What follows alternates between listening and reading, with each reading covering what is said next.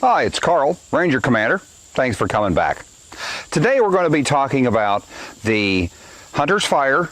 Now the Hunter's Fire is it's a great fire for camping and cooking, and it works really great for that. So stay with me, and I'm going to show you how this is done. Thanks for coming back. All right, so in preparing to build our Hunter's Fire, we need 2 decent sized logs. This is about a 4-inch diameter, and what we're going to have to do is we're going to have to level it off on one side. It makes it easier to cook on. So that's what I'm going to start with right now. Now first we're going to try it with the hunter's axe. All right, now what we might consider doing is doing it like this. Guess we want to get a few things out of the way so we don't damage our blade. You could do it this way, but we're going to try another thing, and this is called batoning. Now I'm going to use the hunter's axe for that, and I'm not getting my hands close to anything. Okay. Now if you have a good straight grain, it might do pretty well, but it looks like this grain on this wood is not going the direction I would like it to go. So I think I'm going to have to go revert to the other method.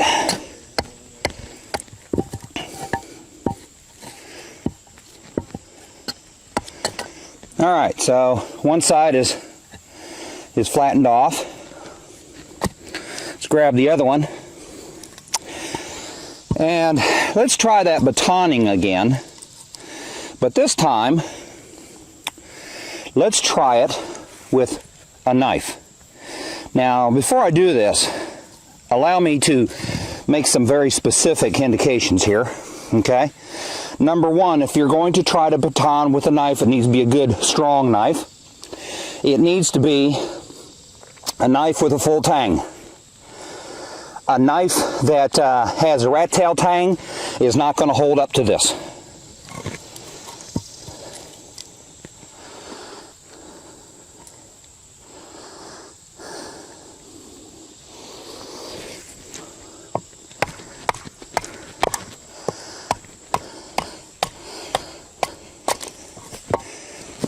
But again,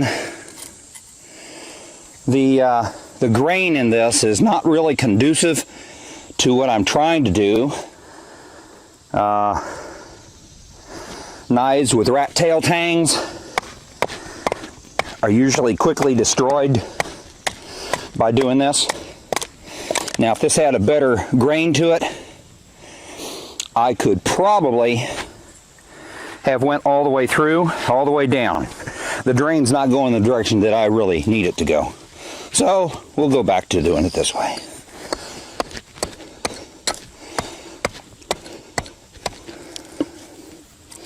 There is a method in this madness, because you're going to have to put your pot on top of this. Okay. Now,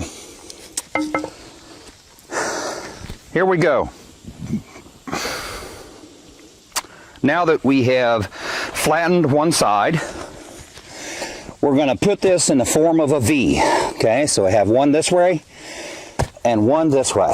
Okay, now you want them close enough that you can cook on them. Okay, because you're using them as your cooking surface. And you're going to build your fire in the middle. Let's build our Tepee Fire. We're not going to do an A-frame in this. We're just going to build a teepee inside. We kind of have an A-frame to some degree. So our teepee is beginning. I've taken my wood chips that I cut off of the 2 logs because they're going to help fuel the fire. So We have our teepee. Inside are our 2 logs. Now we would start that fire, and then we would cook on it with, with what we have. It's like here, I've got a little frying pan that sits on there just beautifully. I'd probably put that about where the fire is going. So heat up some water. I can put that back here and shove some coals in the back. Another option that you can use is, if you have a couple tent stakes, little cheapies, you could stick them there and put your cup on top of those and use them as a makeshift grill. They work pretty well. So here you go.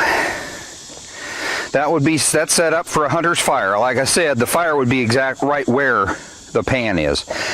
And you want to cook with coals, not a lot of flame, with one of these old tin skillets, because it'll burn. All right, well, the next one is going to be the trench fire. Well, thank you for joining me for lesson 3 out of 5, part 2. So let's have some adventures in camping and be careful out there. Thanks. Bye.